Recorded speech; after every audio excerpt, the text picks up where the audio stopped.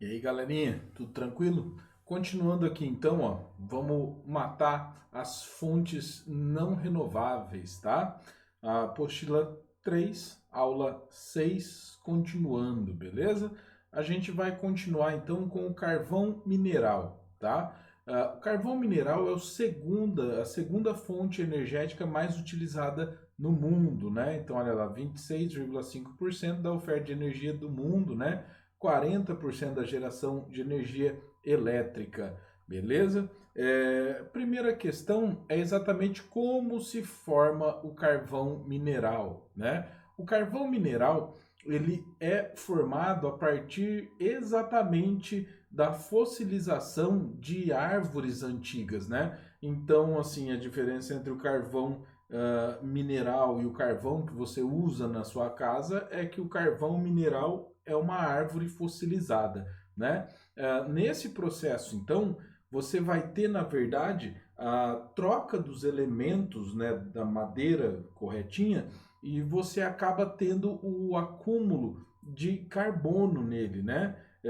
Então, você tem essa alteração, o que vai conferir para o carvão mineral algumas características, né? Que ele vai conseguir liberar mais calor do que o carvão que a gente utiliza cotidianamente, beleza? Essa escalinha aí, tá vendo? Ó, turfa, lignito, hulha, antracito. Hulha não tem aí marcado, tá? Mas é o 3.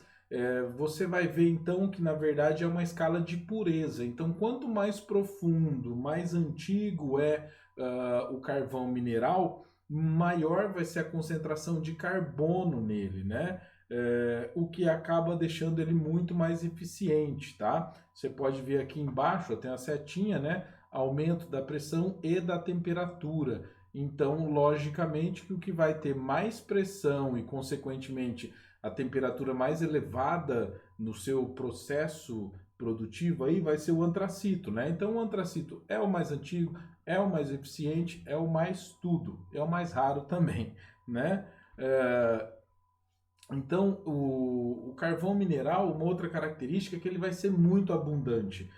Tem em vários e vários locais, né? Por quê? Porque você precisaria de ter, digamos assim, uma mata grande e ela ter sido, né, tomada aí, né, enterrada.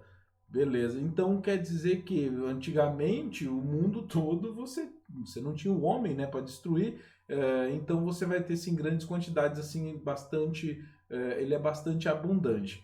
Mas em contramão de tudo isso, ele é mais poluente ainda que o petróleo, né? Devido a algumas altas no preço do petróleo, o carvão mineral acaba sendo mais utilizado às vezes, né? Então, se o petróleo fica muito caro, qual a opção? Carvão mineral, principalmente para as indústrias, né? Para a produção de energia, é isso que acaba acontecendo. Isso aqui, ó, a imagenzinha, só para que você visualize, tá vendo? Ó, a turfa aqui, o primeiro, você pode ver que, na verdade, ele não foi bem solidificado ainda, né? Ele é mais novo. O lignito, ele também, você pode ver, ele está quase bem formado, mas você vê que ele está todo rachadinho. A hulha já é mais uma rocha mais solidificada, né? E o antracito, você bem pode ver que ele até brilha, né? Eu coloquei uma imagem aqui, ó, esse aí é só o antracito. Então, o antracito, ele vai ser o mais raro, né? O mais caro também, só que ele é o mais eficiente de todos, beleza? Daí, ó, a turfa, 60% de carbono, lignito 70, hulha 80 e antracito 90.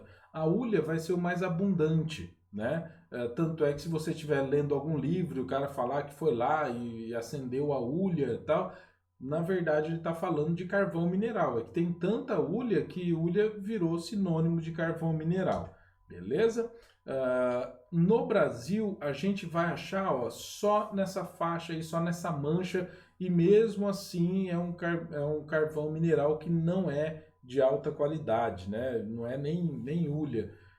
Então, você bem pode ver, né? Cidades aqui, ó, na hulha negra, por que será, né?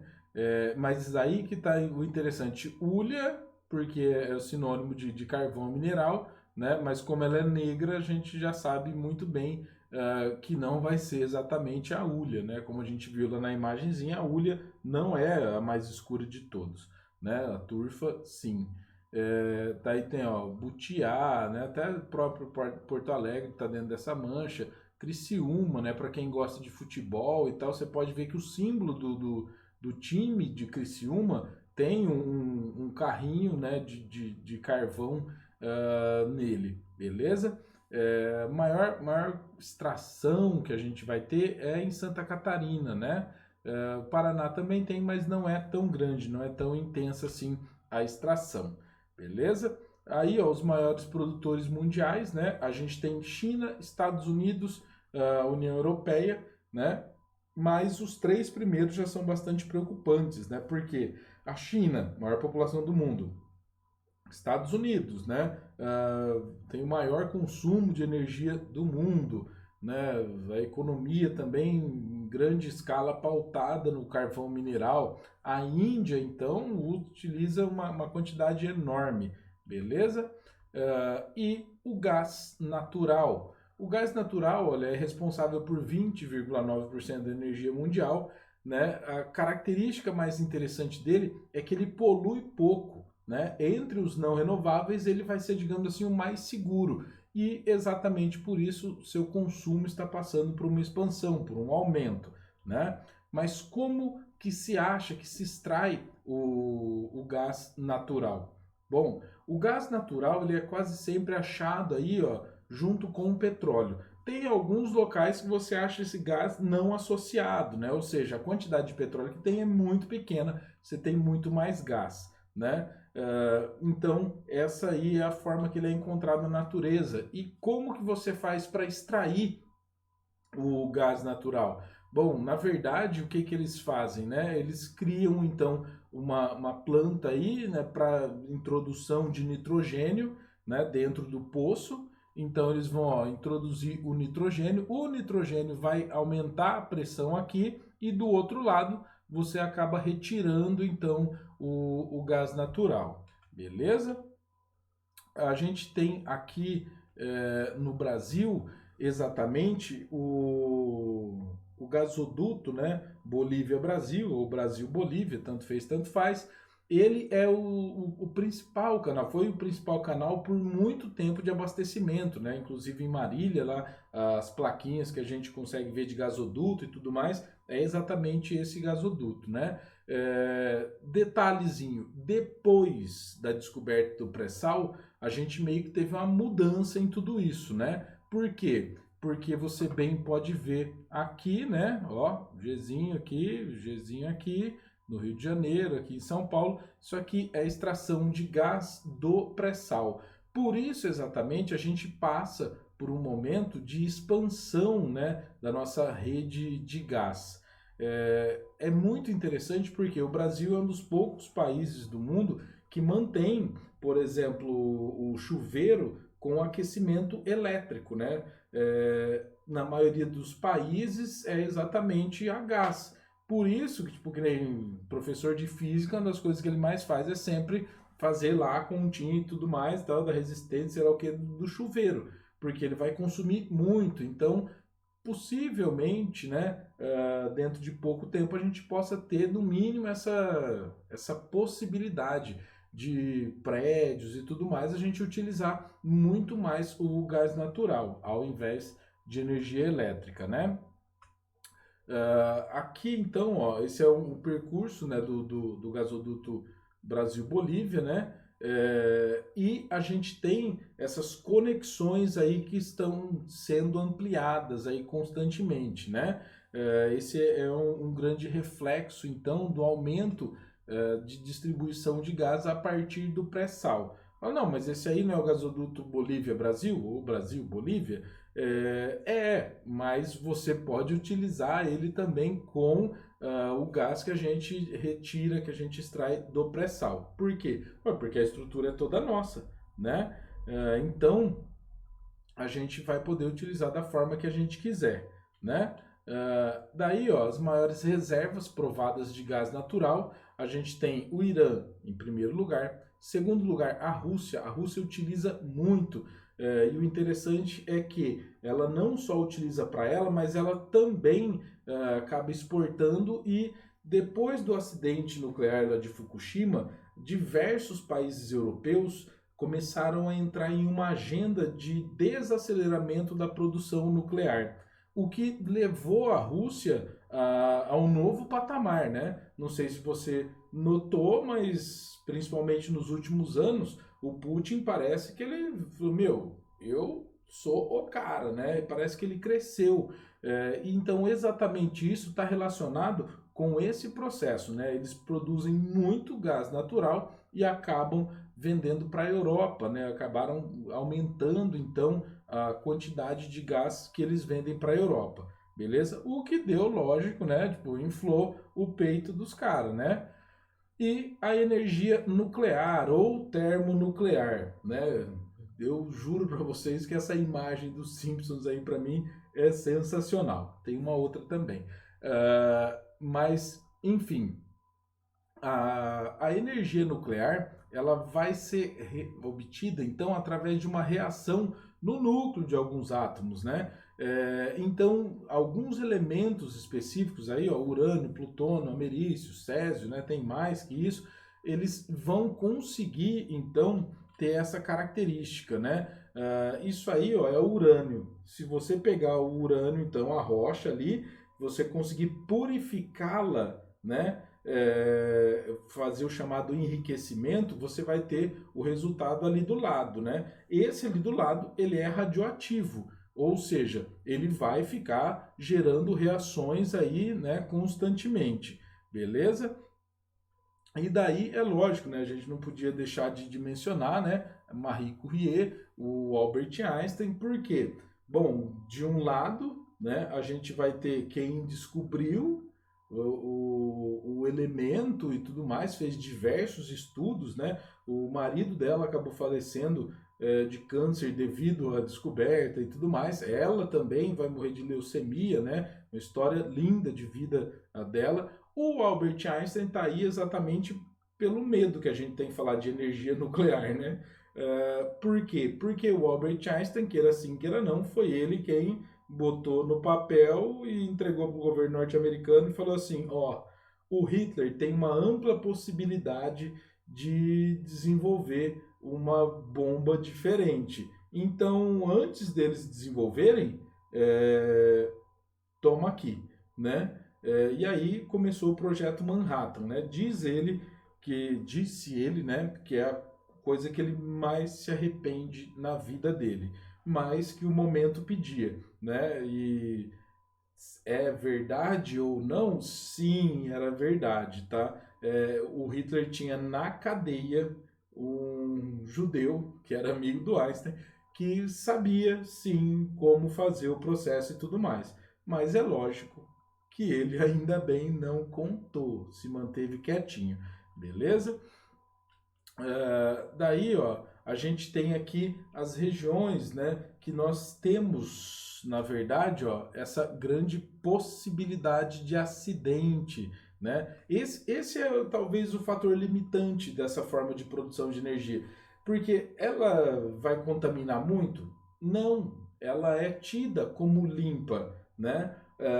Mas qualquer acidente você pode ter a contaminação. Então dentro dessas duas paredes que vai ficar batendo a cabeça de quem fica aí pensando, né, em utilizar energia nuclear. Porque imagina, para o Japão, por exemplo, meu, é a melhor forma, né, de produção de energia. Mas essa possibilidade de acidente, né, aí a gente tem, ó, tipo assim, ó, os acidentes que nós conhecemos. A gente conhece demais o de Chernobyl, né? Aqui, ó, tem um monte aqui do Japão e tudo mais, mas a gente nunca comenta, né? Porque o de Chernobyl ficou mais emblemático, porque exatamente a União Soviética escondeu o acidente, né? E ele foi bastante grave. Temos também o de Fukushima, que aconteceu atualmente, né, que acabou então gerando uma redução do consumo. Não quer dizer que o Greenpeace esteja escondendo de Fukushima, tá? Essa imagem é anterior ao acidente de Fukushima, beleza? Logicamente essa é uma imagem de Chernobyl, né? Por quê? Porque precisaram abandonar. Você bem tá vendo aqui, ó, tem gente aqui, né? Tem algumas pessoas aqui e tal, mas é o seguinte, esses caras vão lá, atualmente abriu-se até para turismo, né? Você pode ir lá, mas tem um tempo para ficar, não pode ir lá, vou passar uma tarde em Chernobyl, né? Não pode, tem que só dar uma passagem e a gente nota que é um local que está abandonado. Ele ainda tem radioatividade capaz, possível de fazer mal, de gerar câncer, de coisa do tipo. Essa é a imagem do acidente de Fukushima, né? Você bem pode ver, ó, tem fogo aí, fala, meu, mas o que aconteceu, né? Tipo, explodiu. Então, essa parte aí é exatamente o sistema de resfriamento que ele estourou. Por quê? Porque teve o terremoto, né? Quebrou o sistema de resfriamento. E depois disso, o sistema de resfriamento reserva foi atingido pelo tsunami, né? Então daí a gente teve um gravíssimo problema que acabou gerando a reação contínua, né? O que acabou fundindo todo o centro lá de reação. Isso porque o centro de reação ele tem uma ampla camada de concreto, ele tem uma camada de chumbo e mesmo assim a reação ela é tão intensa, ela libera tanto calor que ela derreteu toda essa cúpula, né? Essa imagem aí, ó, é do NOAA, né, o satélite norte-americano para estudos ambientais, e eles conseguiram, né, observar a saída da radiação ali de Fukushima, ali do Japão, né? E entrando, chegando aqui, ó, até a América Latina, né? Graças a Deus a gente tem os Andes aqui no meio do caminho, né? Deu uma barrada, falou, não, mas isso aqui é por água. Ah, por água? Vai achando que saiu só por água, né? Tem por atmosfera também. Essa aqui é a direção predominante das águas, né, mas dos ventos também, né, o que acaba então criando uma característica para esse acidente aí como um acidente praticamente global, né?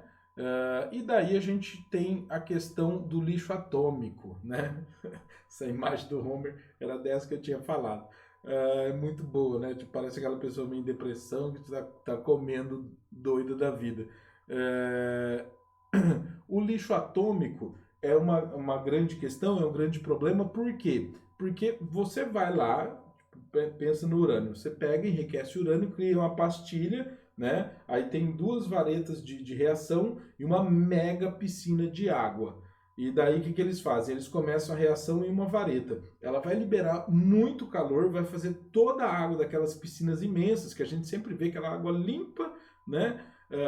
Vai fazer quase toda a água daquela piscina virar vapor. E aí você pega, aproveita o vapor, faz ele girar uma turbina e produzir energia.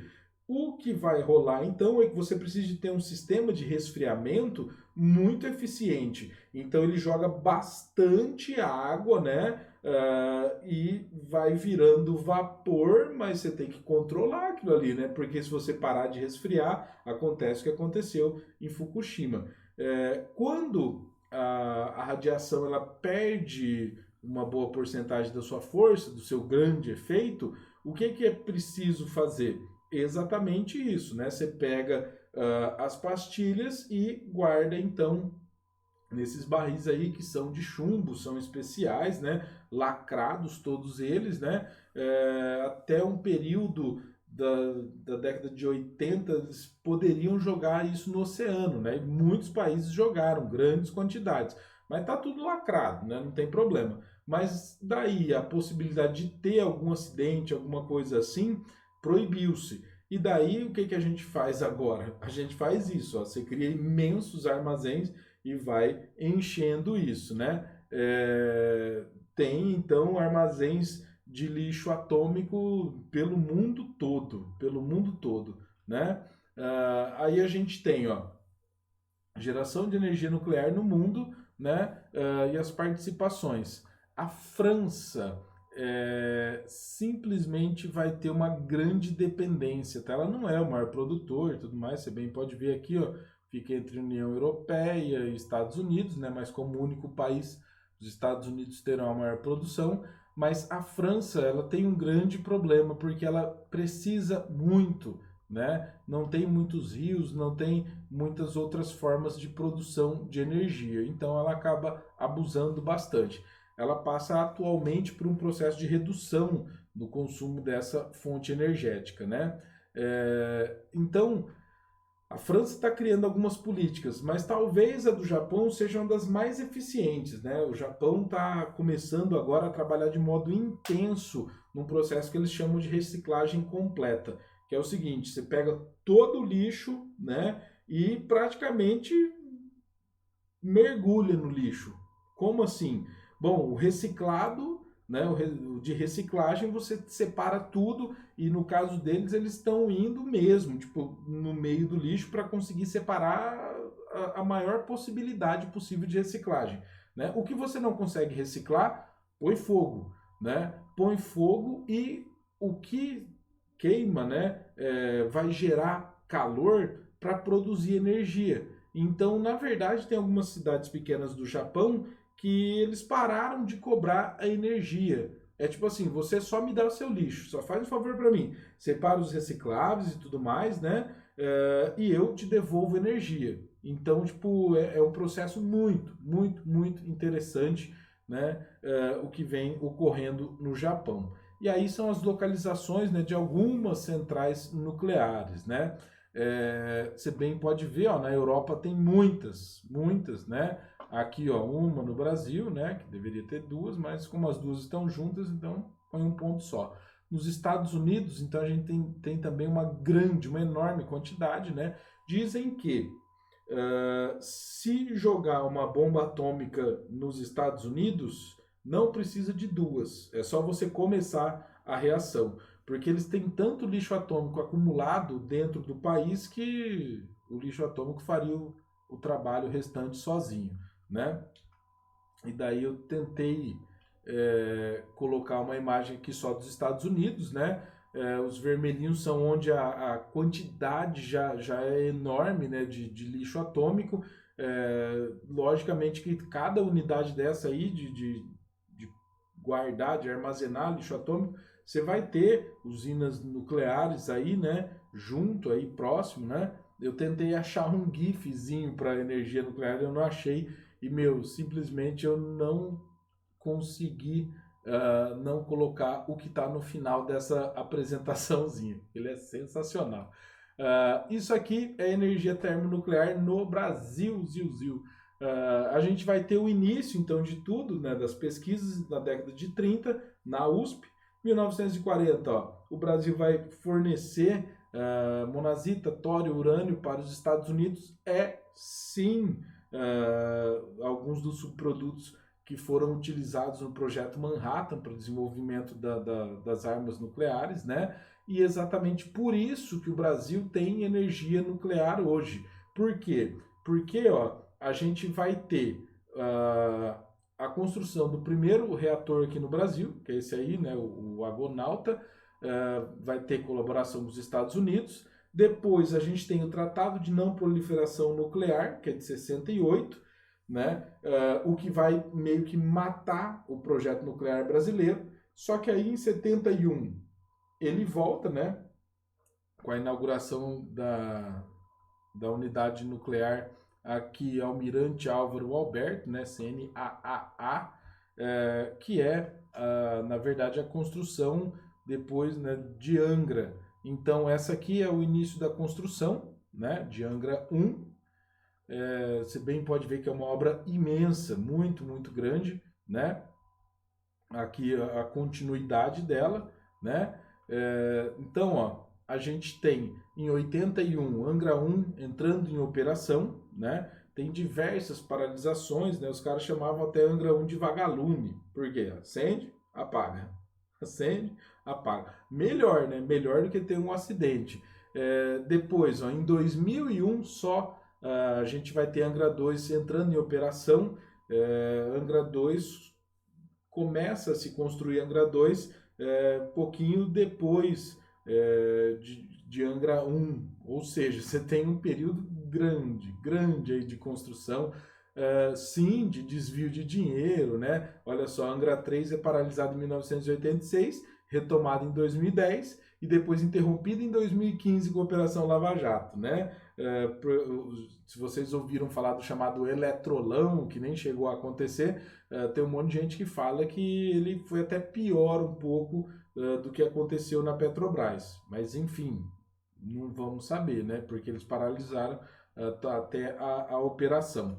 Então, a parceria privada atualmente promete que vai entregar em funcionamento até 2026, né? Angra 3, tá? Essa aí, se eu não me engano, é a Angra 2, né? Já em funcionamento, né? E daí a gente tem todo o projeto, né? O Angra 1 aqui, Angra 2 aqui do lado e Angra 3, que seria ainda maior, né? Aqui, que você bem pode ver, está em construção, beleza? Construção já há muito, muito tempo, né? Aqui no Brasil, então, como é que a gente faz para Angra 1 e 2 funcionar? A gente tem a extração aqui, cadê meu mouse? Achei, em Lagoa Real, né? Lagoa Real você traz aqui para Resende, que tem a produção dos elementos combustíveis, né? E leva também aqui para Caldas, né, para que ocorra o beneficiamento, e aí você manda para a usina termonuclear, beleza? Então aí que ele vai produzir, beleza? E essa aqui aqui são algumas outras áreas de produção que a gente tem no Brasil. No Brasil a gente tem bastante urânio, né? Então, olha só, maiores reservas mundiais: Austrália, Cazaquistão, Canadá, Rússia, África do Sul, Níger e Brasil.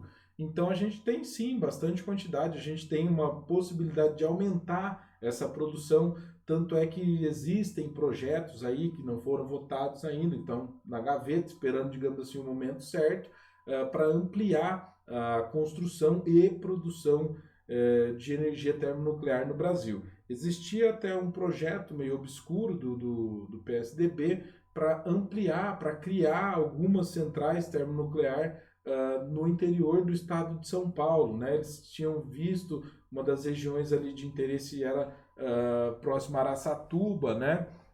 Para pegar água do rio Tietê, né? Porque como a gente comentou, você precisa de bastante água para resfriar ali o núcleo de reação, né? Eu acho que pro Brasil completamente desnecessário. Por quê? Porque a gente tem diversas outras formas, né? Diversas outras formas e o mais interessante, formas renováveis de produção de energia, beleza? Esse aqui é o GIF que eu tinha falado. Olha só, não apareceu no comecinho aqui, tomando um cafezinho. Uou! Beleza? Então, senhores, essa é a parte de energias então não renováveis e a gente vai voltar, a gente vai recomeçar com as energias renováveis, beleza? Beijão para vocês, abraço, bons estudos e até mais. Tchau, tchau.